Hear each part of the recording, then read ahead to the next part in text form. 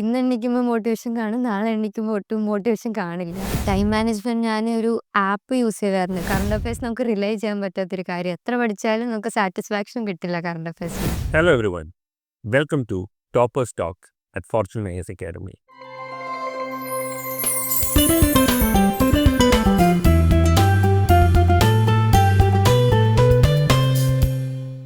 ഇന്ന് നമ്മുടെ കൂടെയുള്ളത് ഈ കൊല്ലം 569 റാങ്ക് നേടിയ ഹേമയാണ്. തിരുവല്ലയിൽ നിന്നുള്ള ഹേമ ആദ്യ അറ്റംപ്റ്റിൽ തന്നെയാണ് ഈ മിന്നുന്ന വിജയം കരസ്ഥമാക്കിയത്. കൂടുതൽ വിശേഷങ്ങൾ നമുക്ക് ഹേമയോട് തന്നെ ചോദിച്ച് മനസ്സിലാക്കാം. ഹായ് ഹേമ. ഹേമ, നമ്മുടെ ഈ ഒരു വർഷത്തെ പ്രിപ്പറേഷന് ശേഷം നമുക്ക് റിസൾട്ട് വന്നപ്പോൾ എങ്ങനെയായിരുന്നു ആ ഫീലിംഗ്? കാരണം പ്രിപ്പറേഷൻ സ്റ്റേജിൽ നമുക്ക് ഒത്തിരി ലോസും എല്ലാത്തിനും ശേഷം ഇങ്ങനൊരു റിസൾട്ട്, അതും ഫസ്റ്റ് അറ്റംപ്റ്റിൽ തന്നെ. ഇത് ഹേമ പ്രതീക്ഷിച്ചിരുന്നോ? ആൻഡ് ആ സമയം റിസൾട്ട് വന്ന ആ മൊമെൻറ്റ് അതൊന്ന് ഡിസ്ക്രൈബ് ചെയ്യാം. സർ, ആക്ച്വലി ഞാൻ എക്സ്പെക്ട് ചെയ്തതല്ല കിട്ടുമെന്ന്. കാരണം ഇന്റർവ്യൂ കഴിഞ്ഞപ്പോൾ ഞാൻ അത്ര ഹാപ്പി അല്ലായിരുന്നു. സോ ഇങ്ങനെ കിട്ടുമെന്ന് അധികം എക്സ്പെക്ട് ചെയ്തില്ല. അപ്പോൾ ഇന്നലെ റിസൾട്ട് വരുമെന്ന് കേട്ടപ്പോൾ ഞാൻ ഇങ്ങനെ പേടിച്ച് ആക്ച്വലി ഇരിക്കുക, ഫോൺ മാറ്റി വെച്ചിരിക്കുമായിരുന്നു. അപ്പോൾ റിസൾട്ട് വന്നപ്പോൾ ഉടനെ ഒന്നും ഞാൻ കണ്ടില്ല. കുറേ കഴിഞ്ഞിട്ട് കോളും മെസ്സേജും ഒക്കെ കുറേ വന്നപ്പോഴാണ് പിന്നെ ഫോൺ എടുത്ത് നോക്കിയത്. അപ്പോൾ കണ്ടപ്പോൾ സന്തോഷം. പിന്നെ എല്ലാവരും വിളിക്കാനൊക്കെ തുടങ്ങി. പിന്നെ ആ ഒരു ബിസി അതിലേക്ക് പോയി. സന്തോഷം. ഏത് ജങ്ഷനിലാണ് ഹേമ സിവിൽ സർവീസിന് പ്രിപ്പയർ ചെയ്ത് തുടങ്ങാം? അതൊരു കൊച്ചിലെ എടുത്ത തീരുമാനമാണോ അതോ റീസെൻ്റ് ആയിട്ട് എടുത്ത തീരുമാനമാണോ? സർ, ചെറിയ ക്ലാസ്സിലൊക്കെ അത് കേൾക്കുമ്പോൾ ഓക്കെ ഇൻട്രസ്റ്റിംഗ് ആണ്, അതിന് പോയാൽ കൊള്ളാമെന്നൊരു ഐഡിയ ഉണ്ടായിരുന്നു. ബട്ട് ഇവൻച്വലി ആ ഐഡിയ ഡ്രോപ്പ് ചെയ്ത് ഞാൻ കുറച്ചുകൂടെ വേറെ ഇക്കണോമിക്സ് ഞാൻ പഠിച്ചത്. അപ്പോൾ ഞാൻ ആ സൈഡിലേക്കാണ് കുറച്ചുകൂടി ഇൻക്ലൈൻഡ് ആയിട്ടുള്ളത്. പിന്നെ ആഫ്റ്റർ ഗ്രാജുവേഷൻ പിന്നെ ഐ തോട്ട് എന്നാൽ പിന്നെ ഇതിനൊന്ന് ട്രൈ ചെയ്ത് നോക്കാം, 1 ഇയർ ഒരു കോച്ചിങ് എടുത്ത് നോക്കാം, എന്നിട്ട് നോക്കാം ശരിയായില്ല തിരിച്ച് എക്കണോമിക്സിൻ്റെ എന്തെങ്കിലും അങ്ങോട്ട് പോകാമെന്ന് കരുതി അങ്ങനെ വന്നതാണ്. അപ്പോൾ +2 ഹ്യൂമാനിറ്റീസ് ആയിരുന്നോ സയൻസ് ആയിരുന്നോ? ഞാൻ ഹ്യൂമാനിറ്റീസ് ആയിരുന്നു എടുത്തത്. അത് എനിക്ക് ഇൻട്രസ്റ്റ് ഉള്ള സബ്ജക്ട്സ് ആയതുകൊണ്ടാണ് എടുത്തത്. അപ്പോഴും ഒരു സിവിൽ സർവീസിന് ആസ് സച്ച് ഉദ്ദേശിച്ചല്ല എടുത്തത്. എൻ്റെ ഒരു ഇൻട്രസ്റ്റിൻ്റെ പേരിൽ പക്ഷേ എടുത്തത് ഹ്യൂമാനിറ്റീസ് ആയിരുന്നു. അപ്പോൾ ഹ്യൂമാനിറ്റീസ് ബാക്ക്ഗ്രൗണ്ട് എടുത്തതുകൊണ്ട് സിവിൽ സർവീസസിൽ എന്തെങ്കിലും അഡ്വാൻറ്റേജ് ഉണ്ടെന്ന് ഹേമയ്ക്ക് തോന്നിയിരുന്നോ? ഡെഫിനറ്റ്ലി സർ, എനിക്ക് ഭയങ്കര യൂസ്ഫുൾ ആയിട്ട് തോന്നിയിട്ടുണ്ട്. എല്ലാ സബ്ജക്ട്സും, അത് ഹിസ്റ്ററി ആണെങ്കിലും പൊളിറ്റി, എക്കണോമിക്സ്, എല്ലാ സബ്ജക്റ്റിലും ഒരു ബാക്ക്ഗ്രൗണ്ട് ഉള്ളത് ഇപ്പോൾ 1 ഇയറിൽ നമ്മൾ പഠിക്കുമ്പോൾ ഇപ്പോൾ ഒരുപാട് പുതിയ കാര്യങ്ങൾ പഠിക്കുമ്പോൾ ഈ ബാക്ക്ഗ്രൗണ്ട് ഉള്ളപ്പോൾ നമുക്ക് പെട്ടെന്ന് കാര്യങ്ങൾ ക്യാച്ചപ്പ് ചെയ്യാൻ പറ്റും. അപ്പോൾ അത് ഡെഫിനറ്റ്ലി ഹെൽപ്പ് ചെയ്തിട്ടുണ്ട്. ഇപ്പോൾ NCERTs ഞാൻ CBSE ആയിരുന്നു. അപ്പോൾ NCERTs ഓൾറെഡി വായിച്ചിട്ടുണ്ടായിരുന്നല്ലോ ആ ഒരു 11th and 12th. അപ്പോൾ അതും ഡെഫിനറ്റ്ലി ഹെൽപ്പ് ചെയ്തിട്ടുണ്ട് ആ ഒരു ബേസ് ബിൽഡ് ചെയ്യാനായിട്ട്. ഹേമയുടെ ഫാമിലിയിലോ അല്ലെങ്കിൽ നാട്ടിലോ ആരെങ്കിലും സിവിൽ സർവീസ് ആയി അവരെ നേരിട്ട് പരിചയമോ അങ്ങനെ ഇൻസ്പിറേഷനോ അങ്ങനെ എന്തെങ്കിലും കൊണ്ടാണോ ഹ്യൂമാനിറ്റീസും സിവിൽ സർവീസസും പെർസ്യൂ ചെയ്യാൻ കാര്യം? അങ്ങനെ പേഴ്സണലി അധികം പേരെ അറിയില്ല. എൻ്റെ സ്കൂളിലും മറ്റും ഇങ്ങനെ കുറച്ച് പേർക്ക് കിട്ടിയതായിട്ട് കേട്ടിട്ടുണ്ട്. പക്ഷെ പേഴ്സണലി അറിയാവുന്ന ആരുമില്ല. പിന്നെ സിവിൽ സർവീസ് കുഞ്ഞിലേ തൊട്ട് എല്ലാവരും പറയുന്ന ഒരു കാര്യമാണ്, അങ്ങനെ അറിയാം. പിന്നെ ന്യൂസിലും കാണുമല്ലോ, നമ്മൾ ഫ്ലഡിൻ്റെ ഒക്കെ ടൈമിൽ കാണുമല്ലോ ഓരോരുത്തർ ചെയ്യുന്നത്, നമ്മുടെ കളക്ടേഴ്സ്. അപ്പോൾ അത് കാണുമ്പോൾ അത് ഇൻസ്പിറേഷൻ ആയിരുന്നു. ബട്ട് ഗ്രാജുവേഷൻ കഴിഞ്ഞപ്പോഴാണ് ഓക്കെ എന്നാൽ സീരിയസ്ലി ഇതിലേക്ക് പോകാമെന്നുള്ളൊരു ഐഡിയ കിട്ടി. ഹേമ എക്കണോമിക്സ് ആയിരുന്നു ഗ്രാജുവേഷൻ എങ്കിലും ഓപ്ഷണൽ സബ്ജക്റ്റ് ആയിട്ട് ചൂസ് ചെയ്തത് സോഷ്യോളജിയാണ്. അപ്പോൾ സോഷ്യോളജി ചൂസ് ചെയ്യാനുള്ള കാര്യവും ഇവിടെ ജീവൻ സാറിൻ്റെ അടുത്താണല്ലോ സോഷ്യോളജി പഠിച്ചത്. അപ്പോൾ സോഷ്യോളജി ചൂസ് ചെയ്യാനുള്ള റീസണും ആ പഠിച്ച എക്സ്പീരിയൻസും എക്സാമിനേഷൻ പ്രോസസ്സും അതെല്ലാം ഒന്ന് പറയാമോ?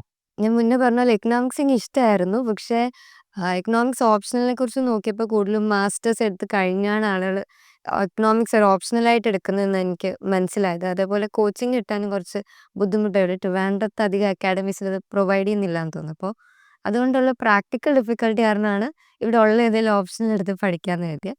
അപ്പോഴാണ് സോഷ്യോളജി കുറച്ച് ഇൻട്രസ്റ്റിംഗ് ആയിട്ട് തോന്നി. എനിക്ക് സോഷ്യൽ സയൻസ് സബ്ജക്ട്സ് ഇഷ്ടമാണ്. അപ്പോൾ ആ ഒരു സിമിലർ സബ്ജക്റ്റ് ആണെന്നാണ് സോഷ്യോളജി ഇഷ്ടമായിട്ട് എടുത്തത്. ഞാൻ ഇങ്ങനെ ഇടയ്ക്ക് പണ്ട് യൂട്യൂബിൽ വീഡിയോസൊക്കെ കാണുമായിരുന്നു, സോഷ്യോളജിയുടെ വെറുതെ കാണുമായിരുന്നു. അപ്പോൾ പിന്നീടാണ് അത് യൂസ്ഫുൾ ആയത്. അപ്പോൾ അങ്ങനെയാണ് സോഷ്യോളജി ഡിസൈഡ് ചെയ്തത്. അത്യാവശ്യം സ്കോറിംഗ് ആണ്, ഇപ്പോൾ എല്ലാവരും എടുക്കുന്നുണ്ടെന്നൊക്കെ തോന്നിയിട്ട് എടുത്താണ്. പിന്നെ ജീവൻ സാറിൻ്റെ ക്ലാസ്സസ് ഭയങ്കര ഹെൽപ്ഫുൾ ആയിരുന്നു. അത് ഞാൻ ക്ലാസ് എനിക്ക് എപ്പോഴും ഓഫ്ലൈൻ ഒന്നും അറ്റൻഡ് ചെയ്യാൻ പറ്റാറില്ലായിരുന്നു. ഞാൻ എല്ലാം ഓൺലൈൻ ഡെയിലി കേൾക്കുമായിരുന്നു, അതിൻ്റെ നോട്ട്സ് യൂസ് ചെയ്യുമായിരുന്നു. അപ്പോൾ ഈ ഒരു ഫസ്റ്റ് അറ്റംപ്റ്റ് ആൻഡ് തന്നെ എക്സ്ട്രാ അഡീഷണൽ നോട്ട്സ് ഒന്നും നോക്കാൻ എനിക്ക് അധികം ടൈം കിട്ടിയില്ല. സോ മെയിൻലി ഞാൻ ജീവൻ സാറിൻ്റെ ക്ലാസ് നോട്ടും പിന്നെ പ്രിന്റഡ് നോട്ട്സ് ആണ് മെയിൻലി റിലൈ ചെയ്തത്. പിന്നെ സാറിൻ്റെ തന്നെ ടെസ്റ്റ് സീരീസ് ഭയങ്കര ഹെൽപ്ഫുൾ ആയിരുന്നു. അതിൽ കുറേ ക്വസ്റ്റ്യൻസ് റിപ്പീറ്റ് ചെയ്ത് ആക്ച്വൽ എക്സാമിന് ചോദിക്കുകയും ചെയ്തു. അപ്പോൾ ആ ഒരു എക്സ്പീരിയൻസ് ഒരുപാട് ഹെൽപ്പ് ചെയ്തായിരുന്നു. എല്ലാവർക്കും അറിയാൻ കൗതുകമുള്ള ഒരു കാര്യമാണ് ഇൻ്റർവ്യൂവിനെ കുറിച്ച്. നമ്മൾ ഡൽഹിയിൽ ഇൻ്റർവ്യൂവിന് പോകുന്നു, അവിടെ ഒരു ഇൻ്റർവ്യൂ പാനലിന് മുമ്പ് ഇരിക്കുന്നു. അതെല്ലാം ഇത്ര യങ് ഏജിൽ തന്നെ ഹേമ അവിടെ പോയി ഇപ്പോൾ ഇൻ്റർവ്യൂവും ക്രാക്ക് ചെയ്ത് ഫൈനൽ റിസൾട്ട്സ് വന്നു. അപ്പോൾ ഇൻ്റർവ്യൂവിലെ എക്സ്പീരിയൻസ് അതിനെക്കുറിച്ചൊന്ന് പറയാമോ? ചില ചോദ്യങ്ങൾ ഓർമ്മയുള്ളതിനെക്കുറിച്ചോ അല്ലെങ്കിൽ ആകെ മൊത്തമുള്ള എക്സ്പീരിയൻസിനെ കുറിച്ചോ അതൊന്ന് ഡീറ്റെയിൽ ഔട്ട് ചെയ്യാം. ഓക്കെ. ഇന്റർവ്യൂ ആക്ച്വലി എനിക്ക് ആദ്യത്തെ ഡേറ്റ്സിലായിരുന്നു കിട്ടിയത്. എനിക്ക് ജാനുവരിയിൽ തന്നെ ഇന്റർവ്യൂ ഉണ്ടായിരുന്നു. അപ്പം അധികം പ്രിപ്പയർ ചെയ്തിട്ട് പോകാനൊന്നും പറ്റിയില്ല. ഉള്ളത് ഒരു കുറച്ച് മോക്ക് ഇന്റർവ്യൂസ് ഒക്കെ അറ്റൻഡ് ചെയ്ത് അല്ലെങ്കിൽ ഇവിടെ ആന്റൺ സാറിനാണല്ലോ 1-on-1 സെഷൻസ് ഒക്കെ ഇരുന്ന് ഫീഡ്ബാക്ക് കിട്ടി.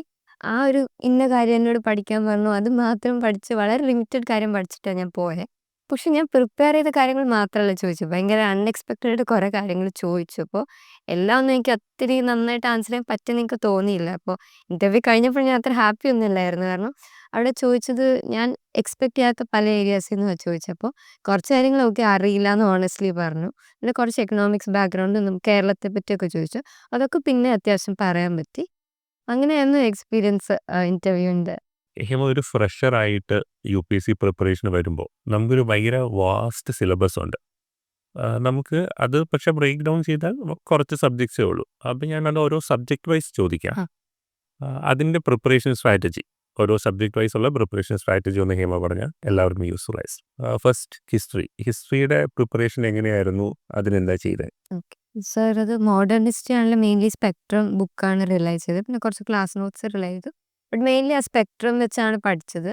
എനിക്ക് കുറച്ച് ഹ്യൂമാനിറ്റീസ് ബാക്ക്ഗ്രൗണ്ട് ഉള്ളതുകൊണ്ട് കുറച്ച് കാര്യങ്ങൾ അറിയായിരുന്നു. പിന്നെ ഞാൻ കുറച്ച് ക്വിസിങ് ബാക്ക്ഗ്രൗണ്ട് ഒക്കെ ഉള്ളതുകൊണ്ട് കുറച്ച് അറിയാവുന്നതായിരുന്നു. അപ്പോൾ അതിലേക്ക് ബിൽഡ് ചെയ്യുകയാണ് ചെയ്തത്.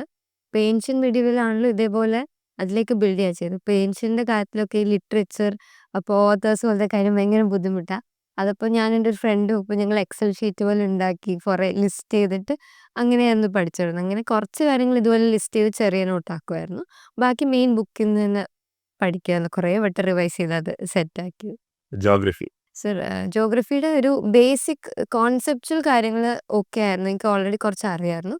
ബാക്കി ഒരു മെയിൻ മെറ്റീരിയൽ യൂസ് ചെയ്ത് വായിച്ചത് ഓക്കെ. പക്ഷേ ഈ മാപ്പിംഗ് ഭയങ്കര ബുദ്ധിമുട്ടായിരുന്നു. എനിക്ക് എപ്പോഴും തെറ്റിപ്പോകുന്നൊരു സാധനമായിരുന്നു. അപ്പോൾ അത് ഞാൻ കുറേ നേരം അതിന് വേണ്ടി ബാക്കി സബ്ജക്ട്സിനെക്കാട്ടിലും കുറേ വട്ടം റിവൈസ് ചെയ്യാൻ മാപ്പിങ്ങിന് വേണ്ടി തന്നെ കുറേ ടൈം സ്പെൻഡ് ചെയ്തിട്ടുണ്ട്. ഇത് ഫിസിക്കൽ ജോഗ്രഫി ആണെങ്കിലും പ്ലേസസ് ഇൻ ന്യൂസ് ആണെങ്കിലും എല്ലാത്തിനും പിന്നെ മാപ്പ് നമ്മൾ ഔട്ട്ലൈൻ മാപ്പ് മേടിച്ചിട്ട് അതിൽ മാർക്ക് ചെയ്യുമായിരുന്നു. അല്ലെങ്കിൽ ബുക്കിൽ തന്നെ മാപ്പ് വരച്ചിട്ട് മാർക്ക് ചെയ്ത് അങ്ങനെ കുറേ മാർക്ക് ചെയ്തിട്ട് അല്ലെങ്കിൽ നോഷനിൽ ഇങ്ങനെ കളക്ട് ചെയ്ത് വെക്കുമായിരുന്നു മാപ്സ്. അപ്പോൾ അത് പിന്നെ കുറേ വട്ടം റിവൈസ് ചെയ്തു.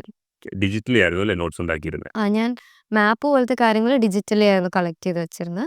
പിന്നെ കുറേ എണ്ണം മാപ്പ് വരച്ചും അതും ചെയ്തായിരുന്നു. രണ്ടും ചെയ്തായിരുന്നു. ഇന്ത്യൻ സൊസൈറ്റി അത് സോഷ്യോളജി ബാക്ക്ഗ്രൗണ്ട് ഉള്ളതുകൊണ്ട് കുറേ അത് യൂസ്ഫുൾ ആയിരുന്നു. ഇപ്പോൾ ജീവൻ സാറിൻ്റെ ക്ലാസ്സിൽ പറഞ്ഞ കുറേ കാര്യങ്ങളെടുത്ത് ഇന്ത്യൻ സൊസൈറ്റിയിലും കുറേ എഴുതാൻ പറ്റിയിട്ടുണ്ട്. പിന്നെ അതർവൈസ് ബേസിക്കലി PYQs ബേസ് ചെയ്ത് സ്ഥിരമായിട്ട് ചോദിക്കുന്ന കുറച്ച് ഏരിയാസ് ഉണ്ടല്ലോ. അപ്പോൾ അതിൽ പോയിന്റ്സ് കളക്ട് ചെയ്ത് വെച്ച് എഴുതാണ് ചെയ്തത്. ഡിഫറെൻറ്റ് ആസ്പെക്ട്സ് ഉണ്ടാവുമല്ലോ. അതായത് ഇഷ്യൂസ് എന്താണ്, സൊല്യൂഷൻസ് എന്താണ്, പോളിസീസ് എന്തൊക്കെയാണ് ഇട്ടേക്കുന്നത്. അപ്പോൾ ആ ഒരു ഫ്രെയിം വർക്കിൽ പോയിന്റ്സ് കളക്ട് ചെയ്ത് വെക്കുകയാണ് ചെയ്തത്. Polity, constitution and governance. Sir polity ഞാൻ ഇത് മുന്നേ പറഞ്ഞ പോലെ ആ ബാക്ക്ഗ്രൗണ്ട് ഉള്ളത് കൊണ്ട് കുറച്ച് എളുപ്പമായിരുന്നു പഠിക്കാൻ പൊളിറ്റി. പിന്നെ ഇന്ത്യൻ പൊളിറ്റി മെയിൻലി കുറേ വട്ടം റിവൈസ് ചെയ്തു. കുറേ ടെസ്റ്റുകൾ എടുക്കുമായിരുന്നു. പ്രിലിംസിനാണെങ്കിലും മെയിൻസിനാണെങ്കിലും കുറേ ക്വസ്റ്റ്യൻസ് ചെയ്യുമ്പോൾ അത് ഓക്കെ ആവും. പിന്നെ റിപ്പീറ്റഡ് ടീംസിന് മാത്രം ഇങ്ങനെ സെലക്റ്റഡ് ആയിട്ട് മാത്രം കുറച്ച് നോട്ട് ഉണ്ടാക്കുക. അതല്ല മെയിൻലി ഇന്ത്യൻ പൊളിറ്റിന്ന് പഠിച്ചത്. ഗവർണൻസ് അതെ ലക്ഷ്മികാന്താണ് മെയിൻലി പഠിച്ചത്. ഗവർണൻസ് ഇതുപോലെ ആക്ച്വലി പ്രിലിംസ് കഴിഞ്ഞാണ് ഞാൻ ഗവർണൻസ് ആദ്യമായിട്ട് പഠിക്കുന്നത്. അപ്പോൾ ഞാൻ PYQs നോക്കിയിട്ട് ആ ഒരു റിപ്പീറ്റഡ് ഏരിയാസിൽ നിന്ന് കണ്ടന്റ് കളക്ട് ചെയ്ത് അങ്ങനെയാണ് പഠിച്ചത്. International relations. സർ അത് ഇതുപോലെ പ്രിലിംസിൻ്റെ ടൈമിൽ ഇങ്ങനെ കുറേ ഓർഗനൈസേഷൻസും കൺട്രീസും തമ്മിലുള്ള കാര്യങ്ങൾ അത് കുറച്ച് കഷ്ടപ്പെട്ട് അന്ന് പഠിച്ചത്. കാരണം ഓർഗനൈസേഷൻ എനിക്ക് ഭയങ്കര പാടായിരുന്നു. എല്ലാം ഇപ്പം മറന്നു പോയിരുന്നു. അപ്പോൾ അന്ന് കുറേ കഷ്ടപ്പെട്ട് എല്ലാം കളക്ട് ചെയ്ത് വെച്ച് പഠിച്ചതാണ്. ഇതുപോലെ കുറേ ലിസ്റ്റ് ഉണ്ടാക്കുമായിരുന്നു. കുറേ ഓർഗനൈസേഷൻസ് അത് PDF ഒക്കെ ഉണ്ടാക്കി അങ്ങനെ പഠിക്കുമായിരുന്നു. പിന്നെ അത് വീണ്ടും മെയിൻസ് ആയപ്പോഴത്തേക്ക് റിപ്പീറ്റ് ചെയ്യുന്ന ഏരിയാസ് ഫോക്കസ് ചെയ്ത് ചെറിയ നോട്ട് ഉണ്ടാക്കിയിട്ടുണ്ട്. അത്രേ ഉള്ളൂ. എക്കണോമിക്സിൻ്റെ ബാക്ക്ഗ്രൗണ്ട് അതെ. പിന്നെ ബാക്കി ക്ലാസ് നോട്ട്സ് കുറച്ച് ചെയ്യായിരുന്നു. പിന്നെ എക്കണോമിക്സിന് ബാക്ക്ഗ്രൗണ്ട് ഉള്ളതുകൊണ്ട് തന്നെ കൂടുതൽ ടെസ്റ്റ് എടുക്കാനാണ് നോക്കിയത്. അതെനിക്ക് കുറച്ചുകൂടെ എഫക്റ്റീവായിട്ട് തോന്നി. അപ്പോൾ പ്രിലിംസിന് ആദ്യം കുറച്ച് MCQs ഒക്കെ തെറ്റുമായിരുന്നു. അപ്പോൾ എനിക്ക് ഭയങ്കര ഡിസപ്പോയിൻമെൻറ്റ് എക്കണോമിക്സ് ആയിട്ട് തെറ്റിയില്ലാന്ന്. പക്ഷെ പിന്നെ ചെയ്തത് ഓക്കെ ആയി. അപ്പോൾ അങ്ങനെ കളക്ട് ചെയ്തത് ഇപ്പോൾ ടെസ്റ്റ് ചെയ്ത് കഴിഞ്ഞിട്ട് തെറ്റുന്ന ഭാഗം മാത്രം ഞാൻ നോട്ട് ചെയ്ത് വെക്കും. അങ്ങനെ ഒരു വേർഡ് ഡോക്യുമെൻ്റ് കുറേ ഫാക്ട്സ് മാത്രം കളക്ട് ചെയ്തിട്ടുണ്ടായിരുന്നു. പിന്നെ ക്ലാസ് നോട്ടിലെ ഒരു ബാക്ക്ഗ്രൗണ്ടിലുള്ള കാര്യങ്ങൾ ജസ്റ്റ് ഒന്ന് റിവൈസ് ചെയ്ത് ബ്രഷപ്പ് ചെയ്തു. Environment and ecology. എൻവയോൺമെന്റ് അത് പറഞ്ഞ പോലെ ഈ സ്പീഷീസ് എനിക്കവിടെ ഭയങ്കര ബുദ്ധിമുട്ടുള്ള കാര്യമായിരുന്നു. അതും ഇതേപോലെ കുറച്ചൊന്നും കളക്ട് ചെയ്ത് വെച്ച് പറ്റുന്നത്രയും പഠിച്ചു എന്നേ ഉള്ളൂ. അത് ഒരു ഭാഗ്യം കൂടിയാണ് എൻവയോൺമെന്റ് ശരിയാക്കാൻ പറ്റിയത്. പിന്നെ കോൺസെപ്ച്വൽ കാര്യങ്ങൾ ക്ലാസ് നോട്ട്സ് ബേസ് ചെയ്ത് പഠിച്ചു. അങ്ങനെയാണ്. എത്തിക്സ്. അതും ഞാൻ ആക്ച്വലി എത്തിക്സ് പ്രോപ്പർലി പഠിക്കുന്നത് പ്രിലിംസിന് ശേഷമാണ്. അപ്പോൾ ഞാൻ ഇവിടുത്തെ ടെസ്റ്റുകൾ എഴുതിയിരുന്നു. അപ്പോൾ എനിക്ക് ആനി മാം ആയിരുന്നു മെന്റർ. അപ്പോൾ മാമും കുറേ സജഷൻസ് തരുമായിരുന്നു. അപ്പോൾ അങ്ങനെ ഞാൻ ഇതുപോലെ കളക്ട് ചെയ്ത് വെക്കുമായിരുന്നു. ഇപ്പോൾ ഒരു കേസ് സ്റ്റഡി പഠിക്കാനാണെങ്കിൽ ഞാനിപ്പോൾ പ്രിലിംസ് കഴിഞ്ഞാണ് ആദ്യമായിട്ട് സംഭവം നോക്കുന്നത്. അപ്പോൾ കേസ് സ്റ്റഡി കുറേ ടോപ്പേഴ്സിൻ്റെ കോപ്പി നോക്കിയിട്ട് അതിൽ നിന്നൊക്കെ കുറേ കോൺഫ്ലിക്ട്സ് കളക്ട് ചെയ്ത് ലിസ്റ്റ് ചെയ്ത് വെക്കും. എത്തിക്കൽ ഡിലെമസ് കുറച്ചൊന്നും കളക്ട് ചെയ്ത് വെക്കും. അങ്ങനെ എൻ്റെ നോട്ട്സ് അത്രേ ഉള്ളൂ. അങ്ങനെ പേജസിൽ കുറച്ച് എണ്ണം ലിസ്റ്റ് ചെയ്ത് വെക്കുമായിരുന്നു. എന്നിട്ട് കേസ് സ്റ്റഡി ആകുമ്പോഴത്തേക്ക് ഈ ലിസ്റ്റിൽ നിന്ന് ഓർത്തെടുത്ത് ഇങ്ങോട്ട് അപ്ലൈ ആയിരുന്നു. അങ്ങനെയായിരുന്നു. കോട്ട്സ് ആണെങ്കിലും കുറച്ചെണ്ണം അതുപോലെ അങ്ങനെയായിരുന്നു എസ്സേ പ്രിപ്പറേഷനോ? ആക്ച്വലി എസ്സേ ഇങ്ങനെ ഒത്തിരി പ്രിപ്പയർ ചെയ്തില്ലായിരുന്നു. ഞാൻ കോളേജിലൊക്കെ എസ്സേ റൈറ്റിംഗ് അങ്ങനെയൊക്കെ പോവായിരുന്നു. സ്കൂളിലും കോളേജിൽ കുറച്ച് എഴുതിയ ഒരു ബാക്ക്ഗ്രൗണ്ട്. ഇപ്പം ഞാൻ കുറച്ച് വായിക്കാറുണ്ട് ബുക്സൊക്കെ. അപ്പോൾ അത് കുറച്ച് ഹെൽപ്പ് ചെയ്തിട്ടുണ്ടെന്ന് തോന്നുന്നു എസ്സേയുടെ കാര്യത്തിൽ.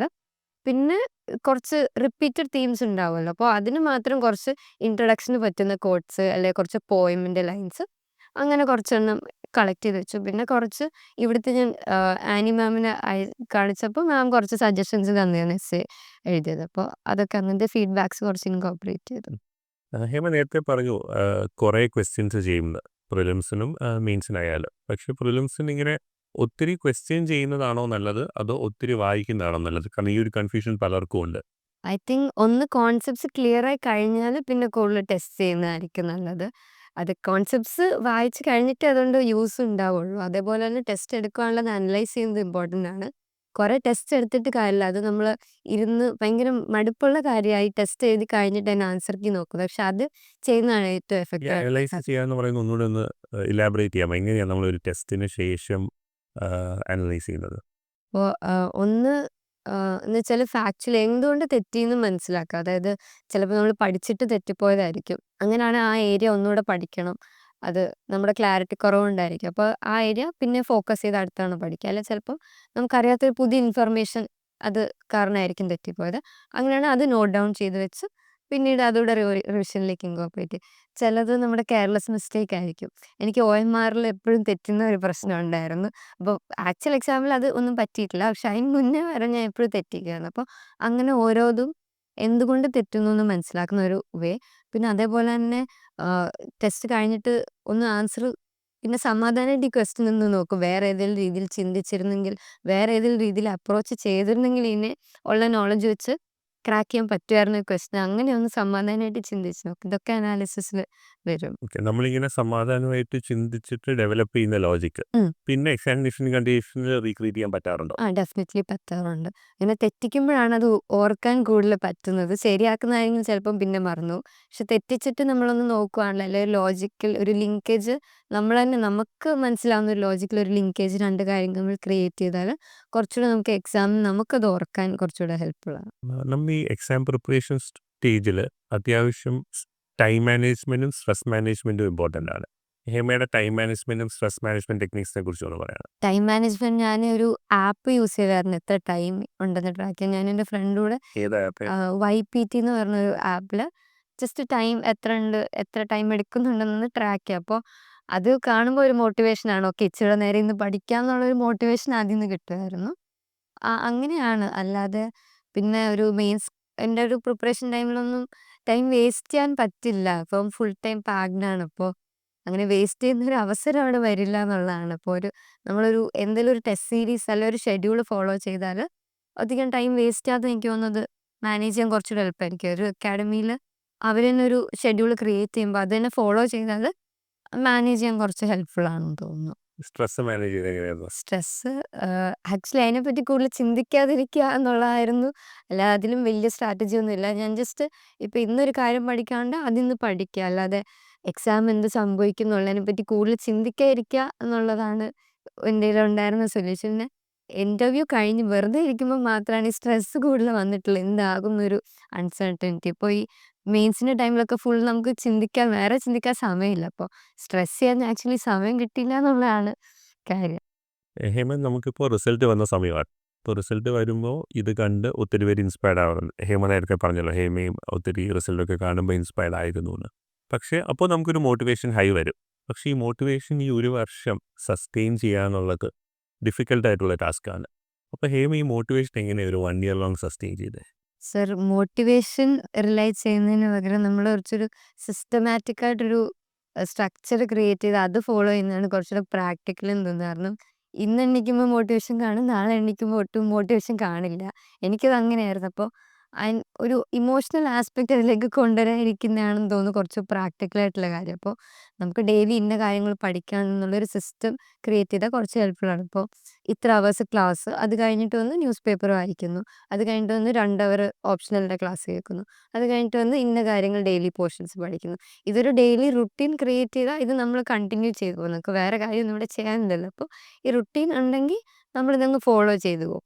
അല്ലാതെ മോട്ടിവേഷൻ മാത്രം റിലൈ ചെയ്താൽ ചില ദിവസം മാത്രമേ നടക്കുള്ളൂ. പിന്നെ ഞാൻ പറഞ്ഞ പോലെ ഈ ടെസ്റ്റ് സീരീസ് ഒക്കെ എടുത്താൽ പിന്നെ നമ്മൾ ടൈം ബൗണ്ട് ആയിട്ട് നമുക്ക് ചെയ്യേണ്ടി വരുന്നതുകൊണ്ട് അത് കുഴപ്പമുണ്ടാവില്ല. അതർവൈസ് ബിഫോർ ദാറ്റ് ഒരു PCM ടൈമിലൊക്കെ ആണെങ്കിൽ ഈ ഒരു ഡെയിലി ഒരു റുട്ടീൻ ക്രിയേറ്റ് ചെയ്യുക എന്നുള്ളതാണ് I think more effect. Hema, നമ്മൾ തിരുവല്ലയിൽ നിന്ന് ട്രിവാൻഡ്രത്ത് വന്ന് സിവിൽ സർവീസിന് പ്രിപ്പയർ ചെയ്യായിരുന്നല്ലോ. പക്ഷേ അപ്പോൾ ട്രിവാൻഡ്രത്ത് വന്നപ്പോൾ ട്രിവാൻഡ്രത്തിലെ ഒരു ഏറ്റവും ഇഷ്ടമുള്ള സ്പോട്സ്, അത് മേ ബി ബീച്ച് ആവാം, റെസ്റ്റോറൻറ്റ്സ് ആവാം, അങ്ങനെ എന്തെങ്കിലും ഉണ്ടായിരുന്നോ? ഒരു ഹാങ് ഔട്ട് പ്ലേസ് ഉണ്ടായിരുന്നോ? ആക്ച്വലി ട്രിവാൻഡ്രം ഭയങ്കര പീസ്ഫുൾ ആയിട്ടുള്ളൊരു പ്ലേസ് ആണെന്ന് തോന്നി. ഞാൻ ഇവിടെ ആദ്യമായിട്ട് ഇങ്ങനെ ഒന്ന് സെറ്റിൽ ചെയ്തിട്ടാണ് താമസിക്കുന്നത്. അപ്പം ഭയങ്കര പീസ്ഫുൾ ആയിട്ടൊരു പ്ലേസ് ആണെന്ന് തോന്നി. പിന്നെ അങ്ങനെ കുറച്ച് സമാധാനം കിട്ടാൻ പോയിരിക്കുന്നത് കനകക്കുന്നിലും മ്യൂസിയത്തിൻ്റെ അവിടെയൊക്കെ ഇടയ്ക്ക് പോയി ഇരിക്കുമായിരുന്നു ഫ്രണ്ട്സിൻ്റെ കൂടെ. അപ്പോൾ ഒരു സമാധാനം കിട്ടും. കുറച്ച് അവിടെ കുറേ ആളുകളൊക്കെ വന്നിരിക്കും. നമ്മളും വെറുതെ അവിടെ പോയിരുന്ന് കുറച്ച് റിലാക്സ് ചെയ്യും. ഫ്രീ ടൈം കിട്ടുമ്പോൾ വല്ലപ്പോഴൊക്കെ അവിടെ പോയായിരുന്നു. പിന്നെ വെറുതെ നടക്കാനാണെങ്കിലും Trivandrum is a very beautiful city. അപ്പോൾ അങ്ങനെ ഇടയ്ക്ക് വെറുതെ നടക്കാനൊക്കെ കുറേ പോയായിരുന്നു അങ്ങോട്ടും ഇങ്ങോട്ടും എല്ലാം. എസ്പെഷ്യലി വൈകിട്ടൊക്കെ പോയായിരുന്നു. അപ്പോൾ ദാറ്റ് വാസ് ഹെൽപ്ഫുൾ ആയിട്ട്. നമ്മളൊരു ഫസ്റ്റ് ടൈമർ ആവുമ്പോൾ നമുക്ക് പ്രിലിംസിന് പ്രിപ്പയർ ചെയ്യണം, മെയിൻസിന് പ്രിപ്പയർ ചെയ്യണം, ഓപ്ഷണലിന് പ്രിപ്പയർ ചെയ്യണം, ആൻഡ് എസ്പെഷ്യലി മെയിൻസിന് ആൻസർ റൈറ്റിങ്ങിന് ക്യാച്ചപ്പ് ചെയ്യണം. അപ്പോൾ answer റൈറ്റിങ്ങിൽ first time aspirant understand ചെയ്യണം എന്ന് ഹേമയ്ക്ക് തോന്നുന്ന പോയിന്റേഴ്സ് എന്തൊക്കെയായിരിക്കും? ആൻസർ റൈറ്റിംഗ് ഫസ്റ്റ് ആ സ്ട്രക്ചറിങ് ഒന്ന് ശരിയാക്കി എടുക്കുക. അല്ലെ ക്വസ്റ്റ്യൻ കീവേഡ്സ് മനസ്സിലാക്കി, ക്വസ്റ്റ്യൻ ഡിമാൻഡ് മനസ്സിലാക്കി, കീവേഡ്സ് മനസ്സിലാക്കി, പാർട്സ് ഐഡൻറ്റിഫൈ ചെയ്തത് എഴുതുക എന്നുള്ളതാണ് ബേസിക് ഒരു ഫ്രെയിം വർക്ക്. അപ്പോൾ അതാണ് ആദ്യം ശരിയാക്കി എടുക്കേണ്ട കാര്യം. അപ്പോൾ അത് കഴിഞ്ഞ് നമ്മുടെ കണ്ടന്റ് നമുക്ക് എഫക്റ്റീവ്ലി പുട്ട് ഫോർവേഡ് ചെയ്യാൻ പറ്റുള്ളൂ. അപ്പോൾ അതാണ് ഫസ്റ്റ് വരുന്ന കാര്യം. സെക്കൻഡ് ആണ് കുറേ ആൻസർ റൈറ്റിംഗ് പ്രാക്ടീസ്. എനിക്ക് ടൈം ഭയങ്കര ഇഷ്യൂ ആയിരുന്നു. പക്ഷേ റിയൽ എക്സാമിനാണല്ലോ എനിക്ക് ടൈം ഭയങ്കര ഇഷ്യൂ ആയിരുന്നു. അപ്പോൾ കുറച്ച് നേരത്തെ പ്രാക്ടീസ് ചെയ്ത് തുടങ്ങിയാൽ, എത്രയും നേരത്തെ പ്രാക്ടീസ് ചെയ്ത് തുടങ്ങിയാൽ അത്ര നല്ലപോലെ എനിക്ക് തോന്നുന്നു ആ ഒരു ടൈം ആക്ച്വലി എനിക്ക് എക്സാമിൽ ചെയ്യാൻ പറ്റുന്നു. ഈ 2 കാര്യമാണ് എനിക്ക് തോന്നുന്നു. ബാക്കി കാര്യങ്ങൾ കണ്ടന്റ് ബിൽഡ് ചെയ്താൽ മാത്രം വരുന്ന കാര്യങ്ങളായിട്ട് ഫീൽ. കറണ്ട് അഫയേഴ്സ് പ്രിപ്പയർ ചെയ്യാൻ വേണ്ടി നമ്മൾ ഒത്തിരി സമയം സ്പെൻഡ് ചെയ്തിരുന്നോ, കമ്പൈലേഷൻസ് ഉപയോഗിച്ചിരുന്നോ, അതോ മിനിമൽ ടൈം ആയിരുന്നു ഉപയോഗിച്ചിരുന്നത്?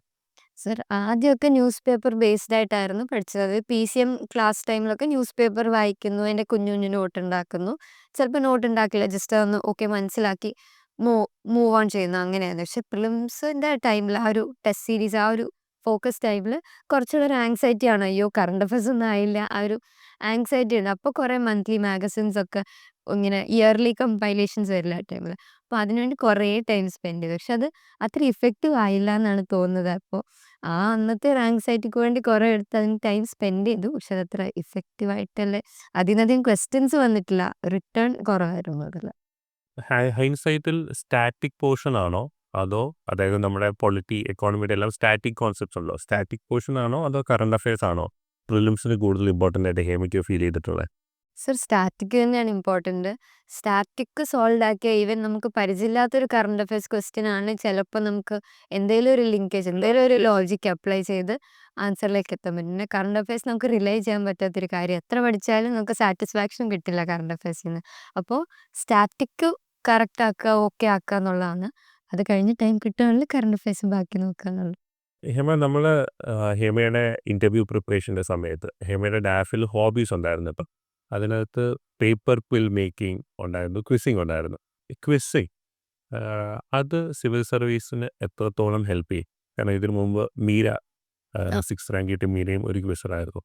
അപ്പം അങ്ങനെ ഇടയ്ക്ക് ആൾക്കാർ വരാറുണ്ട്. How does quizzing help in being a cracking civil services?